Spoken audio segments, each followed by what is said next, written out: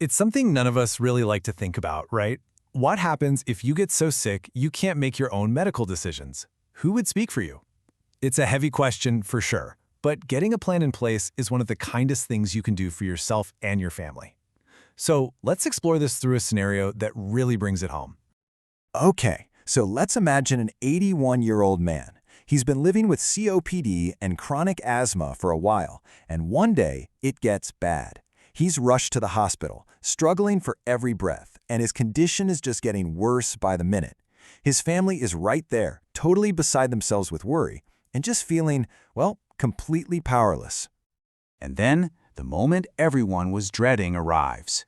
He's no longer competent. He can't communicate what he wants for his own care. So, what happens now?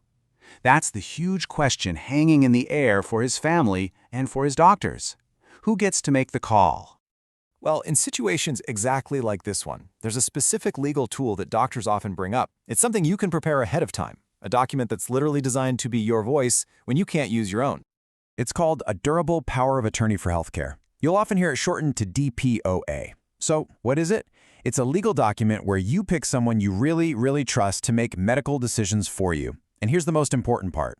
It only kicks in if and when you become unable to make those decisions for yourself. The language around it is pretty simple, actually. There are just two key roles you need to know. You are the principal, you're the patient, it's your wishes we're talking about, and the person you pick, they're called the agent, or sometimes a proxy or surrogate. Basically, they step in and become your advocate. Now, you might be thinking, hey, isn't that just a living will or an advanced medical directive? And that's a great question. They're related, but there's a critical difference.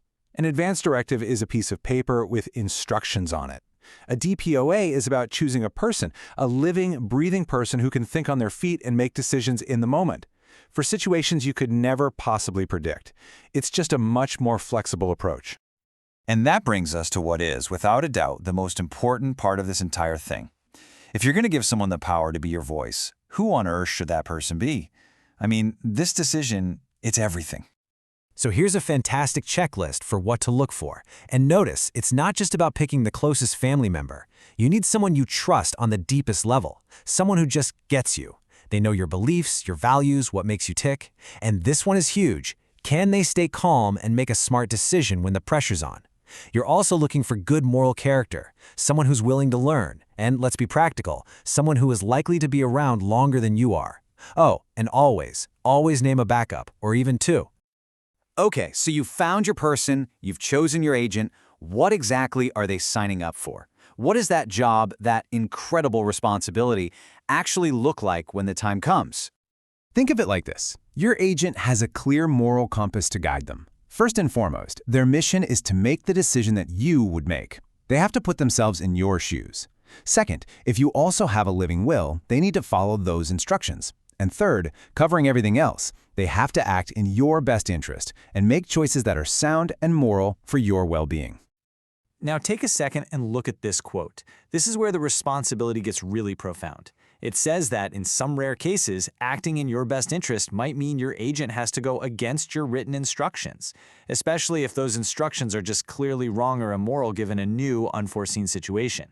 That just highlights the incredible level of trust you're placing in this person's judgment.